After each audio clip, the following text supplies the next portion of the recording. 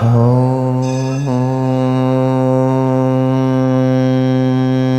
नमः सिद्धेभ्यः।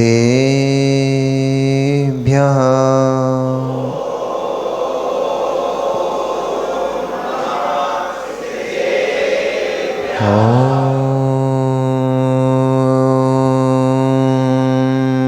नमः सिद्धेभ्यः।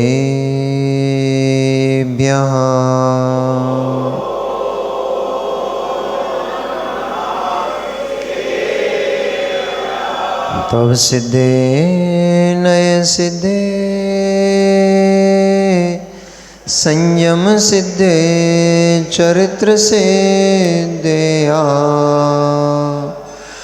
नानमिदंसनं मेया सिद्धे शिरसा नमस्सामि। सिद्धं सम्पूर्णमव्यर्थं सिद्धेः कारणमुत्तमं प्रशस्त दर्शन ज्ञान चारित्र प्रतिपादनं सुरेन्द्रमुकुट श्रेष्ठ पादे पद्मांशुकेशरं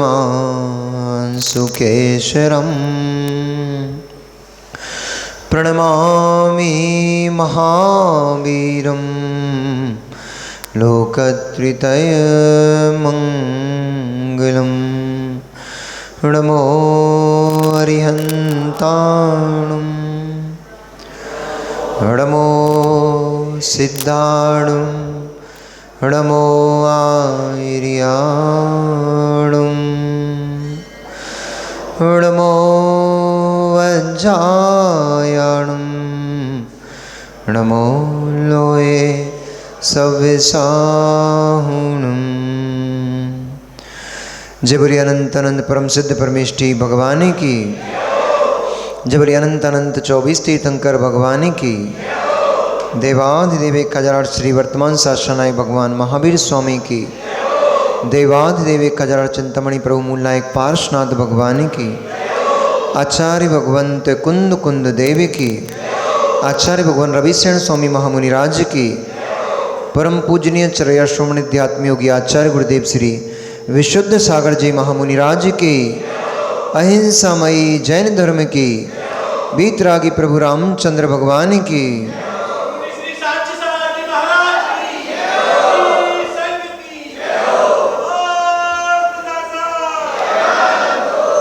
मनुष्यों, वर्तमान शासन नायक भगवान वर्धमान स्वामी के शासन काल में हम सभी भव्य जीव यहाँ विराजते हैं।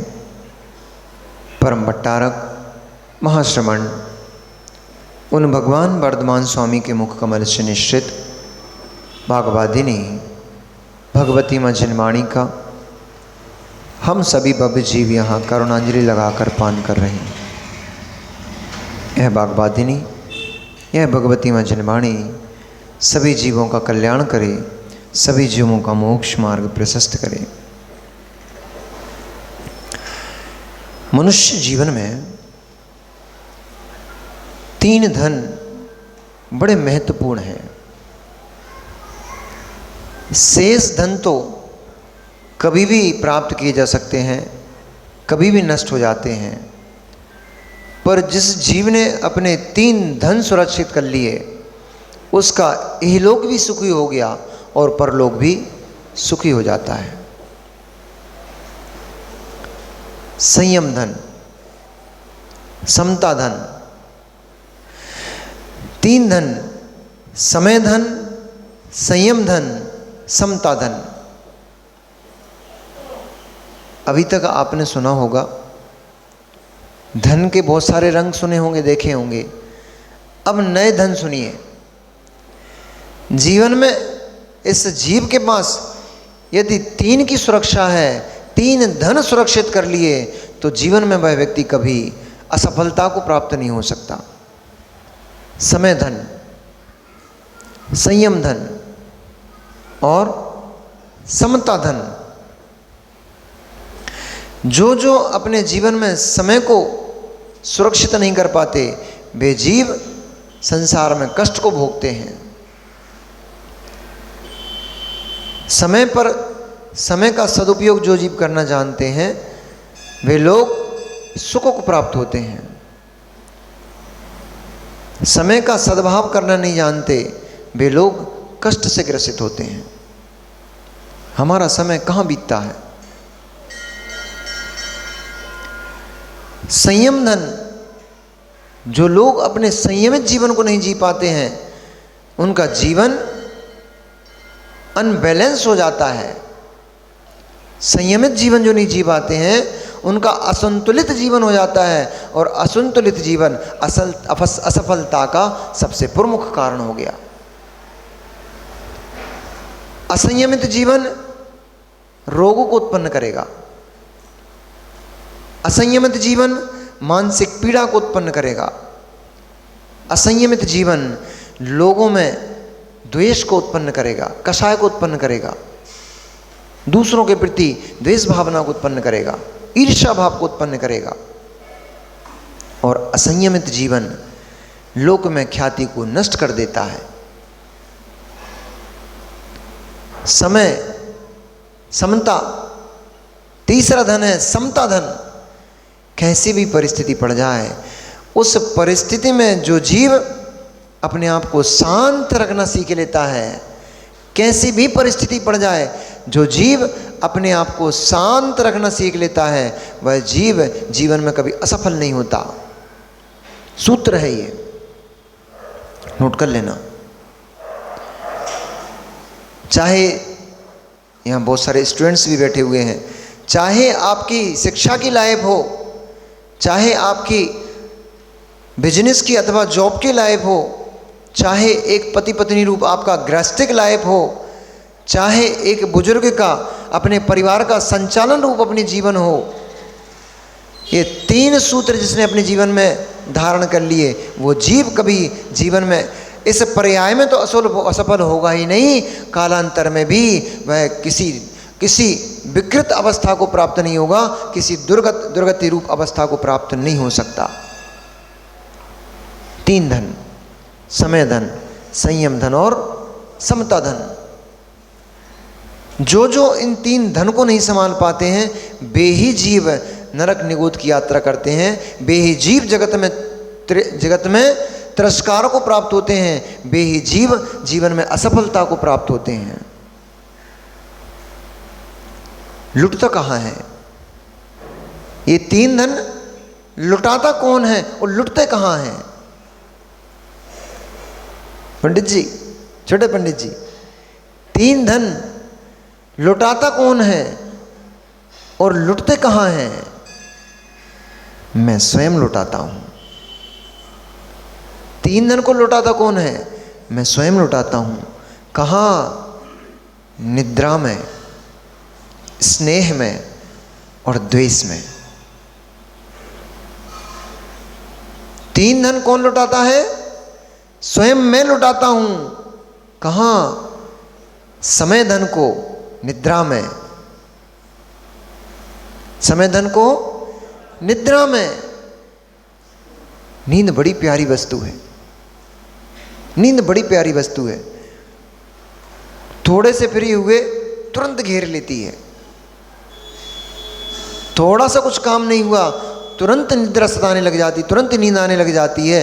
इस नींद ने साधुओं की सामायिक छीन ली। इस नींद ने सामायिक तो क्या, साधुओं के मूल गुणों को छीन लिया। इस नींद ने आवश्यक कर्तव्यों को छीन लिया। इस नींद ने साधु को साधुपने से छीन लिया। ताली बजा रहे? अच्छा, साधु की बात है इसलिए। अरे नींद ने जब साधुओं को नहीं छोड़ा तो तुम्हें कहां छोड़ेगी? अब बजाओ ताली।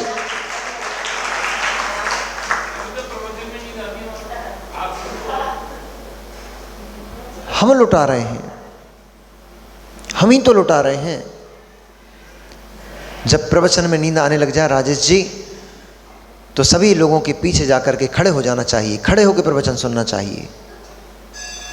आचार्य गुरुदेव सिखाते हैं मुनिराजों को कि बेटा अपनी आवश्यक क्रियाओं में प्रमाद नहीं करना। प्रमाद असफलता का द्योतक है, प्रमाद असफलता को प्रदान करता है। स्टूडेंट्स जितने बैठे सुन रहे हो, आप कितनी तपस्या करते हो, आपका जीवन एक साधु का जीवन होता है। जैसे एक साधु भोजन में रस को नहीं लेता है, क्योंकि यदि मैंने अधिक रस ग्रहण कर लिए, अधिक बल प्राप्त हो गया, विकार सताने लग गए तो मेरा धर्म नष्ट हो जाएगा। ऐसे ही एक स्टूडेंट गरिष्ठ भोजन नहीं करता है। अगर गरिष्ठ भोजन कर लिया, खूब दबा के पूड़ी खा ली, दही खा लिए, मालपुए खा लिए, बादाम का हलवा खा लिया, ये गरिष्ठ भोजन कहलाता है। रबड़ी खा ली, बहुत सारा दूध पी लिया, ये गरिष्ठ भोजन है। ऐसे गरिष्ठ भोजन को कर लेगा, अब पढ़ने में कहाँ मन लगेगा उसका। नींद के झोंके सताएंगे, नींद के झोंके आएंगे, पढ़ाई में मन नहीं लगेगा, घंटे भर निकल जाएगा पर एक चैप्टर भी कंप्लीट नहीं हो पाएगा। इसलिए सात्विक भोजन करता है जो छात्र होता है, स्टूडेंट सिंपल भोजन करता है, भरपेट भोजन नहीं करता है। जैसे साधु, ऐसा नहीं कि एक बार खाना है तो ठूस ठूस के खा लो, अब भैया कल 10 बजे ही मिलेगा, इससे पहले मिलेगा नहीं, तो पूरा यहाँ तक, बिल्कुल यहाँ तक बाहर निकलने लग जाए, वहाँ तक दबा डालो। ऐसा नहीं करते मुनिराज।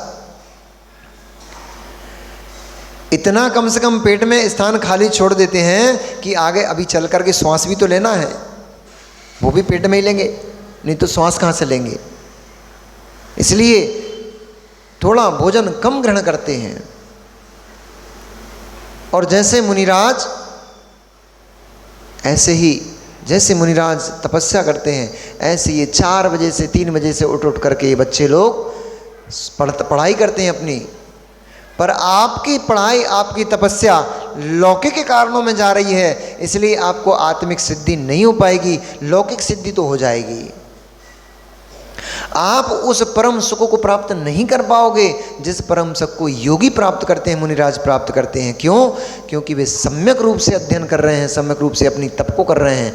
आपका तप लौकिक वस्तुओं के लिए है, लौकिक वस्तुओं की ही सिद्धि हो पाएगी, उससे परमार्थ की सिद्धि नहीं हो पाएगी।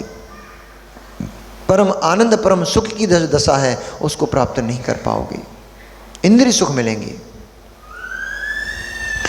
तो जिस जीव ने अपना समय धन सुरक्षित कर लिया है, निद्रा में पढ़ करके अपने समय को व्यर्थ नहीं गवाया है, वही जीव उत्थान को प्राप्त करेगा।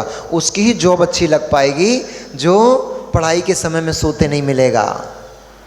ये जो IAS IPS की तैयारी करते हैं, डॉक्टर्स की तैयारी करते हैं, उनसे मिलो बच्चों से। 24 घंटे में कोई 4 घंटे सोता है, कोई 3 घंटे सो रहा है, कोई 5 घंटे सो रहा है, बस। मॉल, बाजार, पिकनिक्स, पार्टीज, ये तो उनके लिए स्वप्न है।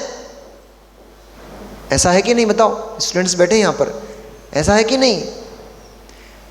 जो कॉम्पिटिटिव एग्जाम की तैयारी करते हैं, बड़े अच्छे रैंकिंग किसी जॉब के लिए तैयारी करते हैं, उन लोगों के लिए मॉल घूमना, पार्टी शार्टी करना, पिकनिक्स मनाना और दोस्तों यारों से घंटों घंटों फ़ोन पे बात करना, ये सब तो उनके लिए स्वप्न की बातें हैं।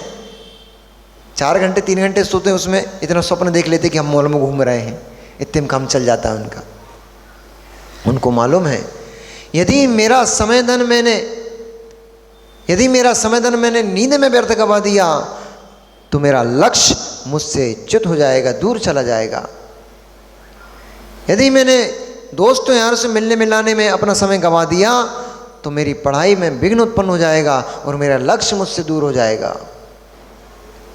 यदि बैठ के घूमने फिरने, खाने पीने में ही मैंने अपना समय बर्बाद कर दिया, जितनी देर में बच्चों को मैंने देखा खाते हुए भी बुक्स हाथ में रखे रहते हैं, ऐसा तो नहीं करना चाहिए, ऐसा नहीं करना चाहिए।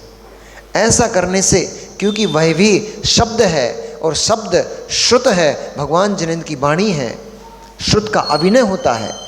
लौकिक पढ़ाई भले ही हो आपकी, लेकिन लौकिक पढ़ाई में भी शब्द वर्गणा है, पुद्गल द्रव्य है, और जितने भी शब्द हैं वे भगवान की दिव्य ध्वनि में आए हैं, इसलिए वो भी भगवान की दिव्य ध्वनि है। इसलिए पढ़ते समय मुख जूठा मत करो, मल आदि से स्पर्शित हाथों से अपनी किताबों को मत छुओ। वहीं से कान खुजला लिया, नाक में उंगली डाल दी, थूक लगा लिया, पलट लिए पन्ने, ये शुद्ध का अभिनय है। इससे ज्ञानावरणी कर्म का बंद होता है, लौकिक में भी। इसलिए जो व्यक्ति जैसे जिनवाणी माँ को सम्मानपूर्वक विराजमान करके स्वाध्याय करता है, ऐसे ही अपनी लौकिक पढ़ाई के लिए उच्च आसन पर अपनी किताब को विराजमान करके और उससे पढ़ाई करता है, शुद्धि अशुद्धि का ध्यान रखता है, उस जीव को विद्या की सिद्धि शीघ्र ही हो जाती है। ये स्टूडेंट्स के लिए आज का सूत्र है। समय धन की रक्षा करो। फिर दूसरा, संयमित जीवन जियो। युवा अवस्था आ गई, नजरें कहीं और चली गई, अब हो गई पढ़ाई। युवा अवस्था आ गई, नजरें रंग बिरंगे चेहरे, रंग बिरंगे कपड़ों को देखने में लग गई, हो गई आपकी पढ़ाई। अब पढ़ाई में मन नहीं लगेगा, अब तो किताब खुली रहेगी लेकिन चेहरा किसी और का नजर आएगा। संयमित जीवन जियो, अपने परिणामों को संभाल के रखो, अपनी चक्षु इंद्रिय को संभाल के रखो। इससे बहुत कम देखो, बाहर बहुत कम जाओ ताकि बाहर के दृश्य दिखाई ना दें। कम लोगों से मिलो ताकि उनकी स्मृति आपके मस्तिष्क में ना पड़ी रहे। कम फोटोज, कम मूवीज, कम मोबाइल चलाओ ताकि आपकी बुद्धि प्रशस्त बनी रहे, आपके परिणाम प्रशस्त बने रहें। संयम धन सुरक्षित करके रखो। संयम धन सुरक्षित होगा तभी स्टूडेंट पढ़ पाएगा। संयम धन सुरक्षित होगा तभी ऑफिस में एक वर्कर अच्छे से काम कर पाएगा। संयम धन सुरक्षित होगा तभी एक पत्नी अपने पति और अपने परिवार का लालन पालन अच्छे से कर पाएगी। संयम धन सुरक्षित होगा तभी एक व्रती अपने व्रतों को पाल पाएगा, और संयम धन सुरक्षित होगा तब एक महाव्रती अपने महाव्रतों में उत्कृष्ट रूप से पालन कर पाएगा। महाव्रती भी यदि अपने भक्त भक्तनियों को देखने में लग गए, उनके महाव्रतों में दोष खड़ा हो जाएगा। इसलिए संयम धन सुरक्षित रखना। तीसरा, समता धन। स्थितियां परिस्थितियां तो संसार है, अनेक बनेंगी और बनती ही हैं। विशेष तौर से स्टूडेंट्स के लिए कोई मार्क्स कम आ गए, नहीं एग्जाम पार कर पाए, तो तुरंत रेल की पटरी क्यों ढूंढते हो? तुरंत रस्सी क्यों ढूंढते हो पंधे में बांधने के लिए? जीवन थोड़ा ही खत्म हो गया है, पुनः प्रयास करो। वो कौन था जिसने चींटी को बार बार गिरते देखा था? पृथ्वीराज चौहान से जो 31 बार हारा था, क्या नाम था? सावली जी लगता है आपको? मोहम्मद गौरी। इतिहास कम पढ़ी है क्या? मोहम्मद गौरी पृथ्वीराज चौहान से 31 बार हारा या 32 बार हारा, शायद मोहम्मद गौरी था, नहीं होगा तो जो भी था बड़ा मजबूत था, दृढ़ निश्चयी था। लौकिक अवस्था में देखा जाए तो उसकी समता को तो पीठ ठोकना पड़ेगी। इतनी बार हारा पर तब भी उसने हार नहीं मानी। एक अपने राज्य को छोड़ के भगा दिया गया, राज्य से निकाल कर भगा दिया, सब कुछ कर दिया।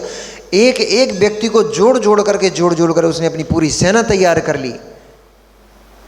और अंतिम बार शायद 32-33 जितनी बार था, जब उसने अंतिम बार पृथ्वीराज चौहान को चढ़ाई की, उसके ऊपर उसको हरा दिया। मनोबल जिंदा है तो जीत तो पुनः मिल जाएगी। उद्देश्य मेरा ये है। कैरेक्टर हो सकता है बदल गए हों, भूल गया हूँ मैं, इसमें विस्मरण हो गया हो। बहुत पहले कभी मैंने पढ़ा था, सुना था, कभी पढ़ा भी नहीं था मैंने, तो बहुत पहले कभी सुना था, कभी शायद प्रवचन में आचार्य जी के मुख से सुना था या किसी के मुख से सुना था, वो मुझे याद आ गया। नहीं थे, नहीं। अब जो भी थे, चलो, मेरा उद्देश्य ये था, उसका डेडिकेशन दिखाना मात्र उद्देश्य था। जो भी था वो उसका डेडिकेशन दिखाना मुझे आपका केवल उद्देश्य था, आपको कि उसका मनोबल कितना मजबूत था, उसका समता बल कितना मजबूत था। इतनी बार वह युद्ध में हार गया, इतनी बार पूरे देश छूट गए, राज छूट गया, पूरी सेना मर गई, पर तब भी वो हारा नहीं। उसने अपने मनोबल को जीवित रखा, अपने अंदर की आग को उसने सुलगा के रखा। एक व्यक्ति को इकट्ठा करते करते उसने पुनः सेना तैयार कर ली और सेना से पुनः उसने युद्ध किया और फिर विजय प्राप्त कर ली। तो तुम क्यों हार जाते हो? एक असफलता मिली, कोई कहीं भागता कोई कहीं भागता, क्यों हार जाते हो? क्योंकि इतने ही में नहीं बैठे हैं। मैंने सुना है, ये भैया बता रहा था, क्या नाम है, अश्विनी, आशीष, ये आशीष भाई बता रहा था, महाराज जी यूट्यूब पे बहुत सारे लोग प्रवचन सुन रहे हैं, हजारों की संख्या में लोग प्रवचन सुन रहे हैं।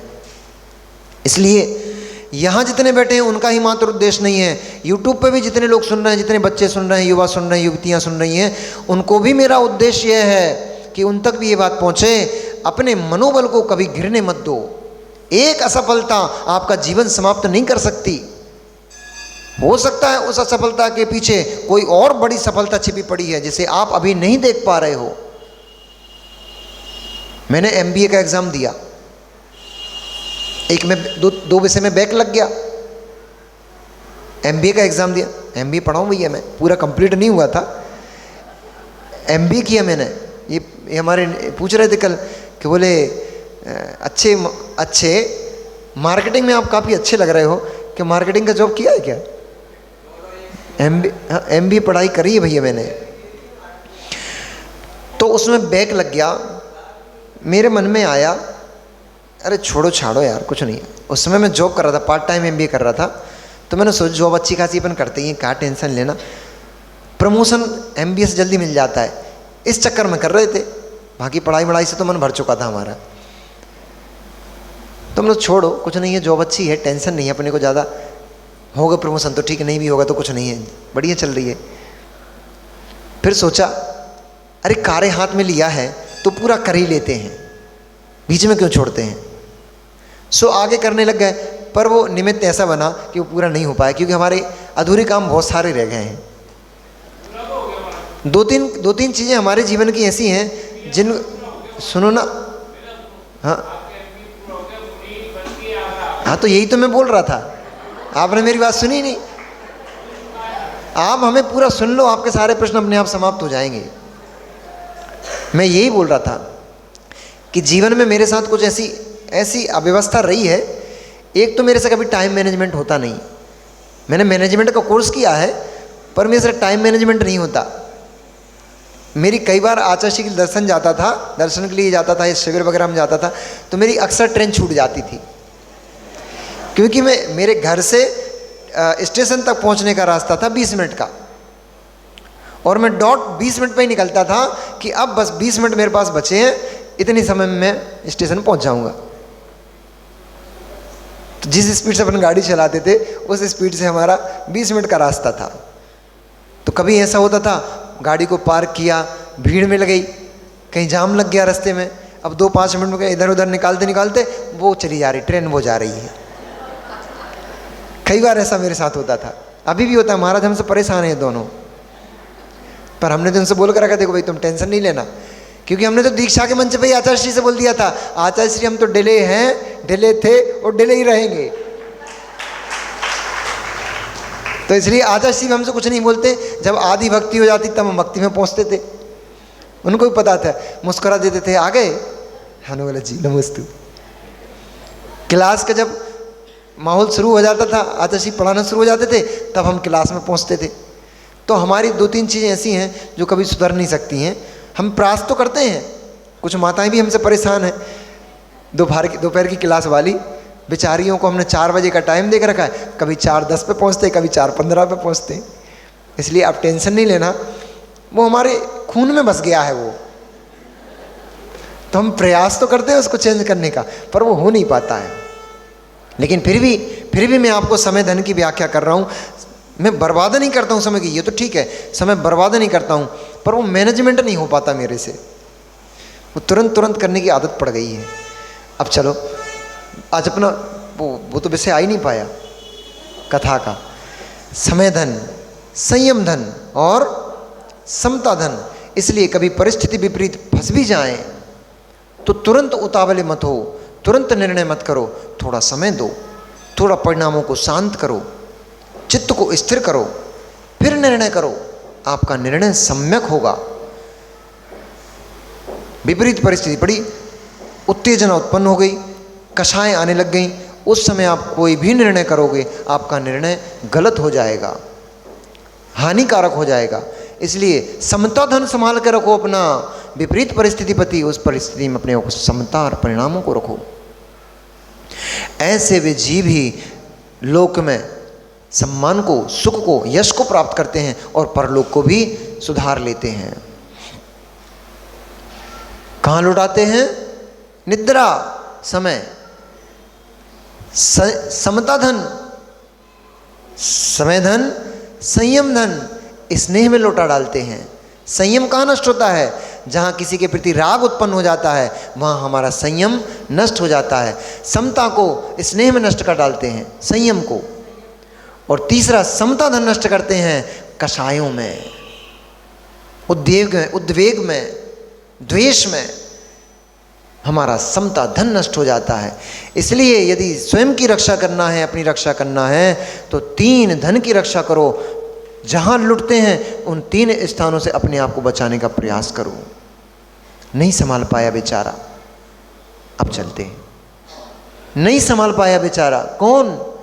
कुंडल मंडित। ना समय धन संभाल पाया, ना संयम धन संभाल पाया, ना समता धन संभाल पाया, तो दुर्दशा हो गई। अच्छा जोड़ा ना? कनेक्शन मुझे बहुत अच्छा आता है। एक दिन मैंने, मालूम है, कनेक्शन करना मुझे बहुत ज़बरदस्त आता है। MBA मैंने इतना सीख लिया। और मैंने एक काम और किया अनिल भैया, बहुत पहले मैंने नेटवर्क मार्केटिंग की जॉब की, मतलब नेटवर्क मार्केटिंग में हिस्सा लिया। उसमें एक चीज़ बड़ी अच्छी सीखने को मिल गई। धन तो नहीं कमा पाया उससे, मैं थोड़ा बहुत कमाया, पर उससे मैंने एजुकेशन बहुत अच्छी ली। उसमें रिलेशन मैनेजमेंट सिखाया जाता है, तो मैं उसको यहाँ भी अप्लाई करता हूँ। और उस रिलेशन मैनेजमेंट से मैंने अपनी लाइफ में बहुत सफलता प्राप्त की। मैंने अपने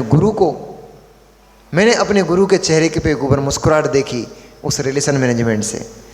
मैंने अपने गुरु भाइयों के दिलों में अपना स्थान बनाया उस रिलेशन मैनेजमेंट से। शिक्षा कहीं भी मिले, लेना चाहिए। ये मत देखो कि लौकिक शिक्षा है, ये है, वो है।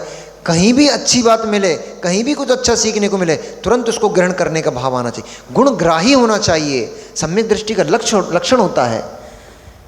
अवगुणों को नहीं देखना चाहिए, दोषों को नहीं देखना चाहिए, गुणग्राही होना चाहिए। गुण ग्रहण कर लो, अवगुणों को वहीं छोड़ दो, हंस बनो। दूध पानी मिश्र रखा हुआ है, उसमें से दूध को, उसकी चोंच में, जीभ में कुछ ऐसा अम्ल तत्व होता है कि जैसे ही चोंच लगाता है तो दूध थक्का बन जाता है, तो दूध को पी लेता है, पानी को वहीं छोड़ देता है। ऐसे ही हमारे अंदर भी उस हंस के समान पावर होना चाहिए, शक्ति होना चाहिए। कहीं भी गुण मिले तुरंत ग्रहण कर लो, फिर अप्लाई उनको अपने हिसाब से करो। जीवन में उनका उपयोग जहां आवश्यकता लगती है, सीखा कहीं भी हो उसको निकालो, निकाल करके यहाँ उपयोग करो। मैंने सीखा तो दिल्ली के एक स्टेडियम में बैठ के था, जब नेटवर्क मार्केटिंग करता था उस समय। एक सेमिनार था जिसमें लगभग 40,000 लोग बैठते थे। 3 दिन का सेमिनार था, 10,000 तो उसकी टिकट थी। हाँ, आज से मैं कम से कम बता रहा हूँ आपको, 2024 चल रहा है, 23 चल रहा है, तो 18 साल पहले की बात बता रहा हूँ मैं आपको। 18 साल पहले मैंने बिजनेस मैनेजमेंट सीखा था, रिलेशन मैनेजमेंट सीखा था। और उसको मैं जिस दिन दीक्षा क्या, मैंने अपने जीवन में हर जगह उसको अप्लाई किया। मैंने अपनी जॉब में उसको अप्लाई किया, मुझे सफलता मिली। मैंने अपने घर में उसको अप्लाई किया, मुझे सफलता मिली। मैंने उसके फ्रेंड सर्कल में अप्लाई किया, मुझे सफलता मिली। मैंने दीक्षा के समय अपने संघ में अप्लाई किया, मुझे सफलता मिली। आज भी अप्लाई करता हूँ, आज भी सफलता मिलती है।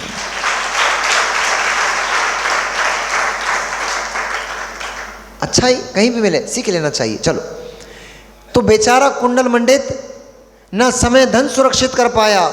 कनेक्शन कर रहा हूँ, जोड़ना, देखना, मजा आएगा। ना समय धन संभाल पाया, ना संयम धन संभाल पाया, और ना ही समता धन संभाल पाया। बेचारे की दुर्दशा हो गई। समय धन संभाल लेता, राज्य काज में अपना समय देता तो उन्नति होती। दूसरे को हर के ले आया, उसकी पत्नी में समय दे रहा था, समय धन नष्ट कर डाला। संयमित जीवन नहीं दिया, संयमित जीवन नहीं जिया, दूसरे की पत्नी को हर के ले आया, असंयमित जीवन जिया तो उसका द्वेषी अभी खड़ा हो गया है, मिलेगा भी आकर के, भविष्य खराब करेगा। और उस कर्म के उदय से, उस पाप के उदय से ही उसका सारा धन राज्य सब छिन गया। असंयमित जीवन, जो असंयमित जीवन जीते हैं, असंयम में जीवन जीते हैं, उनकी संपदा छिन जाती है। ये केवल उदाहरण नहीं है, केवल दृष्टांत नहीं है, मैंने अपने जीवन में भी ऐसी घटनाएं देखी हैं। जिन जिन लोगों ने संयमित जीवन नहीं जिया, मैंने उनको बर्बाद होते भी देखा है, उनका धन छिनते भी देखा है, उनकी संपत्ति छिनते भी देखी है, यहाँ तक कि पत्नी आदि का भी उनसे वियोग होते देखा। संयम जन संभाल के रखो। और तीसरा, समता धन नहीं रख पाया, समता धन नहीं रख पाया, निर्णय नहीं कर पाया, दूसरे के राज्य में उत्पाद मचाता था, दूसरे के राज्य में उत्पाद मचाता था। अन्य रण ने तुरंत ही उसके राज्य पे कब्जा कर लिया और उसको राज्य से भी और राज्य से, राज शासन से, सभी से निकाल कर बाहर भगा दिया। अब भटक रहा है वन वन में, जंगल जंगल में, फलों को तोड़ते खाते फिर रहा है। ओहो, कहाँ राज सिंहासन पर बैठता था, राजाओं के सुख को भोगता था, मखमल की फूलों की सैया पर शयन करता था, ऐसे सूखे पत्तों पर सोना पड़ रहा है, शयन करना पड़ रहा है। सब नष्ट हो गया, सब नष्ट हो गया। और बुरे समय में कौन नजर आता है भैया? अच्छे समय में नजर नहीं आता, सुख के समय में नजर नहीं आता।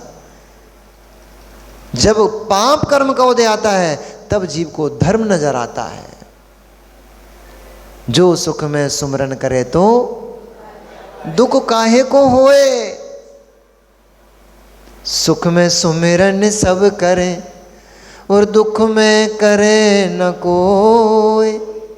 उल्टा बोल दिया कि दुख में सुमिरन सुख सब करें और सुख में करे न कोई, और जो सुख में सुमिरन करे तो दुख काहे को होए। अरे मित्र, सुख का समय है, आनंद का समय है, इस समय पुण्य कमा लो, इस समय पुण्य कमा लो तो दुख आएगा ही क्यों। सुख का समय होता है, मस्त पड़े रहते हो, पांचों इंद्रियों को भोगते रहते हो, पाप पर पाप करते जाते हो। सुख के समय में घोर घोर बांध लेते हो, पापों की गठरियां बांध लेते हो। अब बैठो फिरो उस गठरी को सर पे रखकर। सुख के समय में भगवान को सुमरन कर लो, सुख के समय में धर्म कर्म कर लो तो दुख क्यों आएगा? दुख आएगा ही नहीं। दुख पाप कर्म के उदय से आता है। आपने सुख के समय को संभाल लिया, सुख के समय को संभाल लिया, पुण्य के समय को पुण्यानुबंधी पुण्य कर लिया, अब दुख कहाँ से आएगा? आ ही नहीं सकता है, रास्ता ही नहीं उसके पास। हम सुख के समय में पाप कर लेते हैं, सुख के समय में सब भूल जाते हैं, धर्म भूल जाते हैं, कर्म भूल जाते हैं, क्रिया सब भूल गए। उस समय में पाप ही पाप कर डाले, पाप ही पाप कर डाले।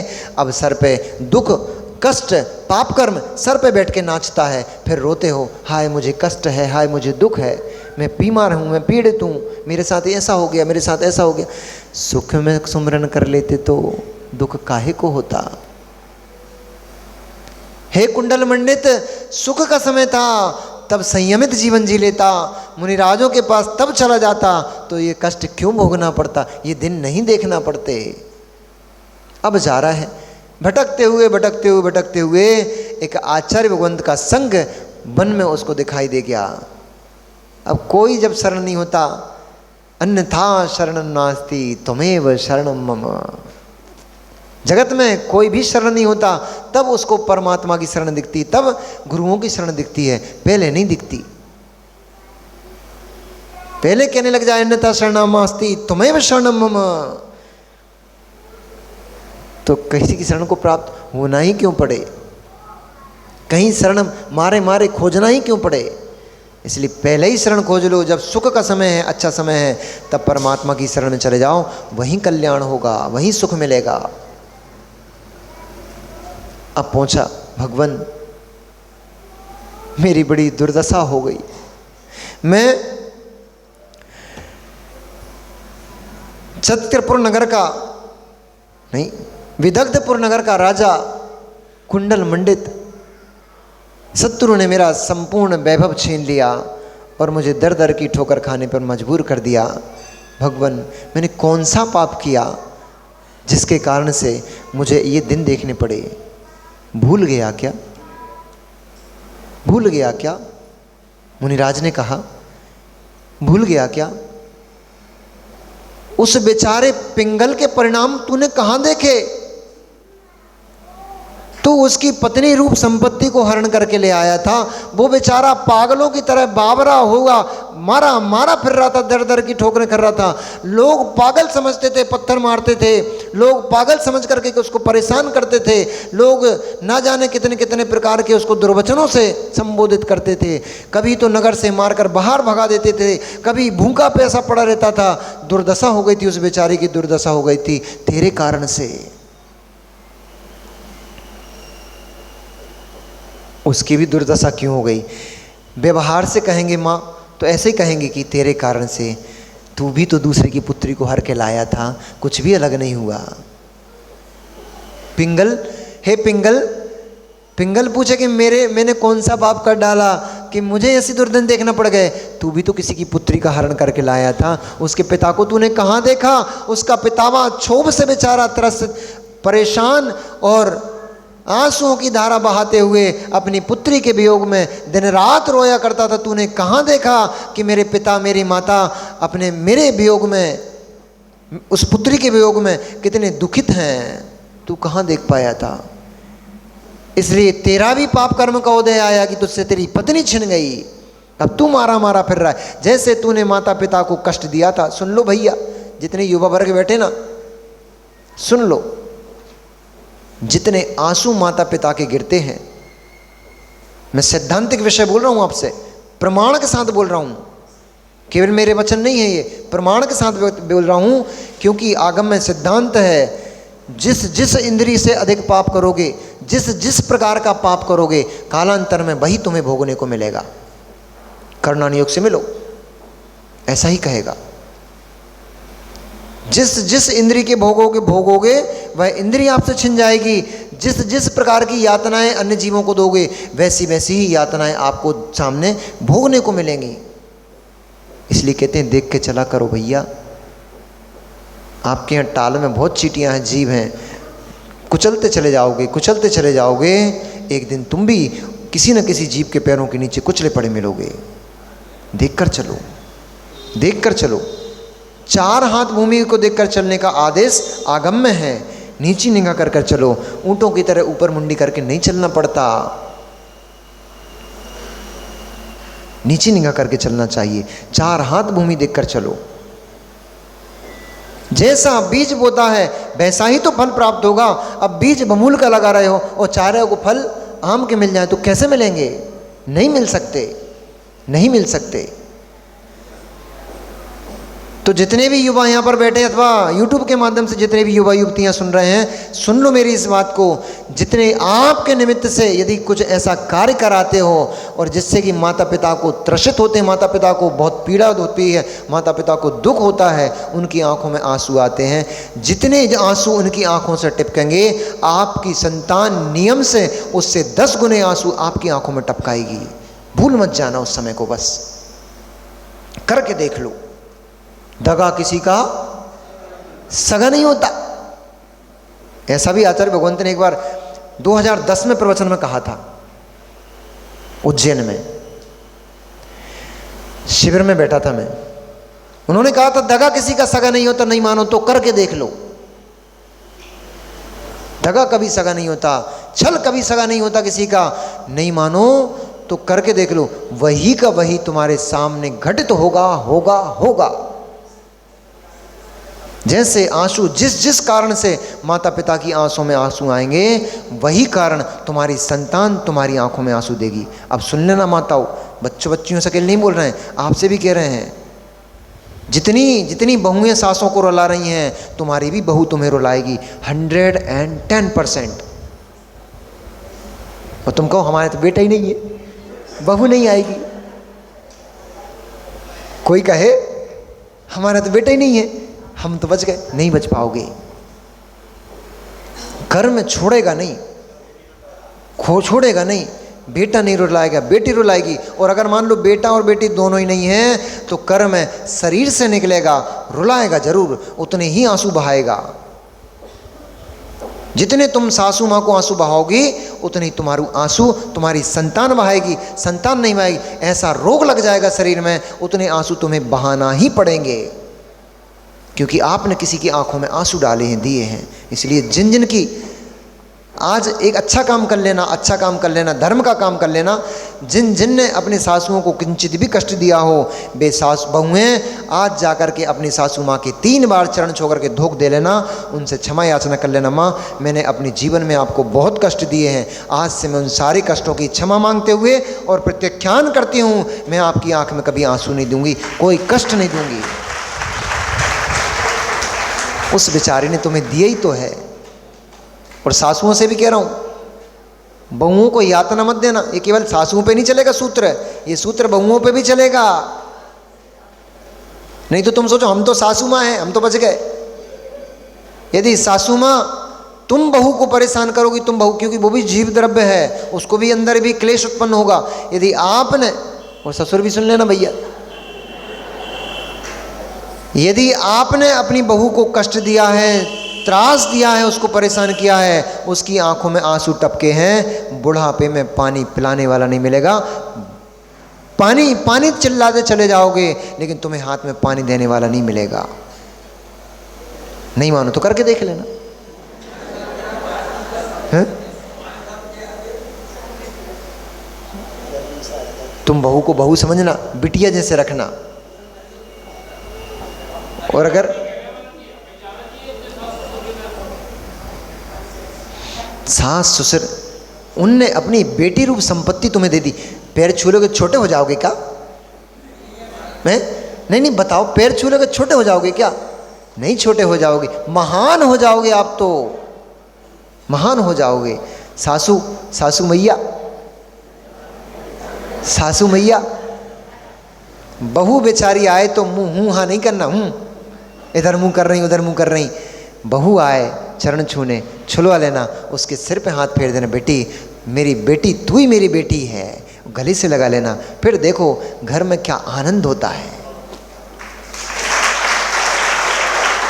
सास बहू को बेटी समझने लग जाए, और ये बेटियों के साथ बड़ी समस्या है ना, भई टपकती ना, इनकी लार भी भई टपकती है। हमारा घर तो वो है, ये तो इनका घर है, इसीलिए तुम्हारे घर के टुकड़े होते हैं। वो घर तुम्हारा नहीं बचा, जाके देख लो, 8 दिन रह के देख लो, पता लग जाएगा। तुम्हारा घर ये है, इसे संभालो। वो घर तुम्हारी भाभी का हो गया, अब वो तुम्हारा नहीं बचा, वो घर तुम्हारा भाभी का हो गया। पिता ने विदाई कर दिया, गहने दे दिए, दान दे दिया, दहेज आदि, दहेज फहेज देना नहीं चाहिए, दान दे दो, जो भी बिटिया को लगे सो दे देना। दान दे दिया, दहेज दे दिया, सब दे दिया, रवाना कर दिया। अब तुम वहाँ की नहीं बची, अब तुम यहाँ की हो गई। इसलिए अपने मन को यहाँ लगाओ, यहाँ जियोगे तो इस घर को आनंदित करोगे, और इस घर को आनंदित करोगे तो वह घर भी आनंदित होगा। इसलिए जितनी बहुएं हैं, माताओं के चरण छू लो, माताओं की सेवा कर लो। तुम्हें सौभाग्य मिला है कि तुम्हारी सास है। उन बेचारी बहुओं से भी, उन बेचारी बेटियों से पूछो जिनको सास की सेवा करने का सौभाग्य नहीं मिला, आंसू बहाती हैं, हमारे तो सास ही नहीं है। कुछ तो मुस्कुराती भी होंगी, अच्छा है हमारी सास नहीं है। चरण छू लो, उनके सेवा कर लो, आपको सौभाग्य मिला है। उनकी सेवा कर लोगे, क्योंकि आपके बच्चे आपको देख रहे हैं। हमारी माँ हमारी दादी माँ के पैर दबाती थी, हमारी माँ हमारी दादी माँ की सेवा करती थी, उनके हाथों पे, उनके मुख में गिरास रखती थी, उनको सहलाती थी, उनकी अच्छी सेवा कर, उनसे अच्छी बातें, मीठी मीठी बातें करती थी। यही शब्द, यही बातें आपके बच्चे ने देख के रखे हैं। इसलिए जब उसकी पत्नी आएगी तब उसको सुनाया करेगा, मेरी माँ मेरी दादी की ऐसी सेवा करती थी, तुझे भी ऐसी सेवा करना है। तब वो बहू आकर के तुम्हारी सेवा करेगी। नहीं तो वो कहेगा, हमारी माँ तो धुतकारती थी, तू भी ऐसी करना बेटा, बस तो फिर वो भी ऐसे ही करेगी। उम्मीद मत कर लेना। कर्म कर्म किसी को नहीं छोड़ता है, कर्म पलट पलट कर उदय में आता है। जैसे कई बार होता है ना, बुखार बिगड़ जाता है तो पलट पलट के आता है, ऐसे ही कर्म पलट पलट कर उदय में आता है। इसलिए सासू माओ, आज तुम भी एक बड़ा काम कर लेना, जा कर के बहू के चरण छू लेना, उससे बोलना, हे बेटी, हे बेटी, मैंने तुझे बहुत कष्ट दिया है, मैंने तुझसे बहुत द्वेष किया। कर लोगी क्या? विश्वास मान लो, अगर एक बार आपने प्राण मेरे कहने से करके देख लेना, करके देख तो लेना क्या होता है। यदि इतना कर लिया ना, वो तो अभागी बहू होगी जो अपनी माँ जैसी सास से पैर छुलाएगी। नरक में जाना है कि उसको जो पैर छुलाएगी। बना दी तुम्हारी व्यवस्था, ठीक है। पर माँ एक बार करके तो देख लेना। एक बार बहू के जाकर के चरण छू लेना, बेटी मैंने तुझे बहुत दुख दिया है, बहुत कष्ट दिया है, उसको गले लगा लेना और कहना, आज से मैं तुझे कष्ट देने का त्याग करती हूँ, मैं तुझे कोई कष्ट नहीं दूंगी, मेरी तरफ से तुझे कोई कष्ट नहीं होगा घर में। ऐसा कर लो। बहू की आंखों में, बहू अपनी आंखों के आंसुओं से आपके पैरों का प्रक्षालन कर लेगी। नहीं करे तो पत्थर चट्टान का हृदय होगा उस बहू का, मेरा तो विश्वास है। नहीं आंसू हो जाए तो आप मुझसे आकर बोल देना। अगर सासू माँ तुम जाके चरण छू लोगी बेटी बहू के और उसकी आंखों में आंसू ना आ जाए तो आप मेरे से आकर बोल देना। अब वही आने लग गए। अरे हम पता है इनके पास दो तो तीर ही होते हैं, एक मुस्कुरान और एक आंसू। किसी को बस में करना हो थोड़ी सी स्माइल दे दो, नहीं तो आंसू बहा दो। अरे ये तो सामान्य बात कर रहा हूँ, पर वास्तव में स्त्री का हृदय बड़ा कोमल होता है। इतना बड़ा पहाड़ सा बोझ कि सासू ने मेरे चरण छू लिए, वो अपने सर पर नहीं रख पाएगी। नियम से उसके आंसू आ ही जाएंगे और आंसुओं से ही वो आपके पादों का प्रक्षालन कर देगी। आपका काम बन जाएगा, आपका घर स्वर्ग सा सुंदर घर हो जाएगा, मेरा काम बन जाएगा। सासू माँ बहू एक साथ चौके लगा कर के चौके में आहार कराएगी। हमें भी दुख होता है जब जाते हैं, सासू का चौका अलग लगा है, बहू का चौका अलग लगा है। आज सासू के चौके में जा रहे हैं, कल बहू के चौके में जा रहे हैं। हमें दुख होता, क्या है संसार की दशा। जब सास बहू एक साथ आहार बनाए और मुनिराज को पड़का के एक साथ आहार कराए, क्या आनंद होगा। ससुर आप लोग शामिल रहना, नहीं तो बोले सास बहू को जोड़ रहे, हमें तो अलग फेंक दिया। आप सास के साथ आप भी शामिल ही हो उसमें ही। चलो भाई इनके पैर पड़ लेना थोड़े हैं, तो इनको थोड़ा सा ठीक हो जाएगा। तो बेचारा कहाँ पहुँच गए। कुंडल मंडित पूछता है कि भगवान किस कारण से। तुरंत ही मुनिराज ने कह दिया कि भूल गए क्या, पर द्रव्य को हरण किया था, वह पाप का बंध तेरे से पूरा द्रव्य छीन के ले गया, तेरे पास कुछ नहीं छोड़ा। संसार की ऐसी दशा को देखते हुए मुनिराज के मुख अरविंद से तत्व पाप आदि का उपदेश सुन करके वह कुंडल मंडित बोला, भगवान मैं ज़्यादा कुछ तो नियम ग्रहण नहीं कर सकता हूँ, मेरी क्षमता नहीं है, परंतु आपने उन्होंने उपदेश दिया। हिंसा आदि, अब चूँकि उपदेश देने का समय नहीं है इसलिए अहिंसा आदि व्रतों का उपदेश दिया। अणुव्रतों को, महाव्रतों के बारे में उन्होंने कहा, 16 कर्ण भावना, 12 भावना आदि आदि भावनाओं के बारे में उन्होंने जब उनको बताया, तब उसने कहा कि मैं मांस भक्षण का त्याग का नियम करता हूँ, मैं कभी मांस भक्षण नहीं करूँगा, ऐसा नियम लेकर के। और वह कुंडल मंडित वन वन में घूमते हुए उसके स्मरण में आया कि मेरे मामा थे जो परम पराक्रमी हैं, जो बहुत शक्ति से युक्त हैं, बड़े वैभव से युक्त हैं। यदि मैं मेरे मामा के पास जाता हूँ तो वो निश्चित ही अनरण्य से मेरा राज्य मुझे वापस दिला देंगे। ऐसा सोचकर वो मामा के नगर की तरफ गया, परंतु दुर्भाग्य दुर्भाग्य दुर्भाग्य, रास्ते में ही उसका शरीर रोग से ग्रसित हो गया, जीर्ण शीर्ण हो गया, और जीर्ण शीर्ण होकर के रास्ते में ही वो अनरण्य मरण को प्राप्त हो गया। मरण को प्राप्त होकर के अन्य पर्याय को प्राप्त हुआ। उधर बहुत लंबा समय बीतते बीतते इसके वियोग में वहाँ पर जो चित्तोत्सवा थी, वह चित्तोत्सवा भी मरण को प्राप्त होकर के देवी हो गई, स्वर्ग में देवी हो गई। उधर पिंगल, वह बेचारा मारा मारा फिरता फिरता, उसको भी एक मुनिराज का समागम मिल गया था, और मुनिराज से धर्म घोष नाम के मुनिराज थे। उन धर्म घोष मुनिराज के समागम के प्राप्त होकर के वह पिंगल भी देवगति को प्राप्त हुआ। व्यंतर भवनवासी में राक्षस जाति का महाकाल नाम का वो देव हो गया। समय बीतता गया। समय बीतते बीतते वह जो कुंडल मंडित था वह भी मरण को प्राप्त अपने स्थान से हुआ। जो चित्तोत्सवा का जीव था वह भी स्वर्ग से च्युत हुआ, स्वर्ग से अपनी आयु पूर्ण किया और आयु पूर्ण करके वह कुंडल मंडित और चित्तोत्सवा का जीव दोनों ही जीव पूर्व के स्नेह के कारण से पुनः किसके यहाँ विदेहा यानी कि जनक की पत्नी विदेहा के गर्भ में युगल पुत्र पुत्री के रूप में गर्भ में आ गए। जनक के घर में, जनक की रानी की कुक्षी में वे दोनों ही जीव अपनी आयु को पूर्ण करते हुए और उनकी कुक्षी में गर्भ के रूप में आए। उन्होंने जन्म लिया और जैसे ही जन्म लिया तो शुरू में आपको मैंने कहा था कि वह जो महाकाल नाम का असुर देव था वह प्रतीक्षा ही कर रहा था कि कब हो कि कैकेयी नहीं, विदेहा अपनी संतान को जन्म दे। उसने अवधि ज्ञान से जान लिया था कि इसकी संतान कुक्षी में चित्तोत्सवा और कुंडल मंडित दोनों ही जीव माँ की कुक्षी में हैं। इसलिए उसने बैर भाव से बस इंतजार ही कर रहा था कि कब इनका गर्भ से ये दोनों बच्चों का जन्म हो और दोनों के दोनों बच्चों को मैं मार डालूं। इसलिए वह उस समय बैठ करके उसका इंतजार कर रहा था। समय व्यतीत हुआ, समय पूर्ण हुआ और जैसे ही समय पूर्ण हुआ, जब उन दोनों बालक बालिका का जन्म हुआ, तैसे ही जन्म होते ही तुरंत वह देव असुर कुमार देव असुर कुमार देव आया महाकाल और उसने देखा चित्तोत्सवा का मुख। उसने चूँकि चित्तोत्सवा उसको बहुत प्रिय थी इसलिए उसको चित्तोत्सवा के ऊपर थोड़ी दया आ गई, करुणा आ गई।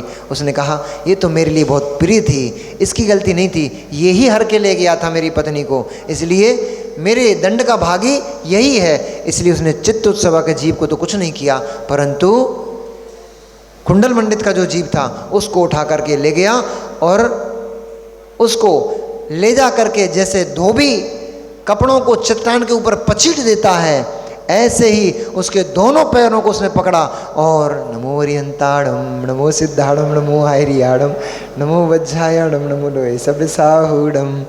अब क्या किया उसने, अब आगे पता लगेगा।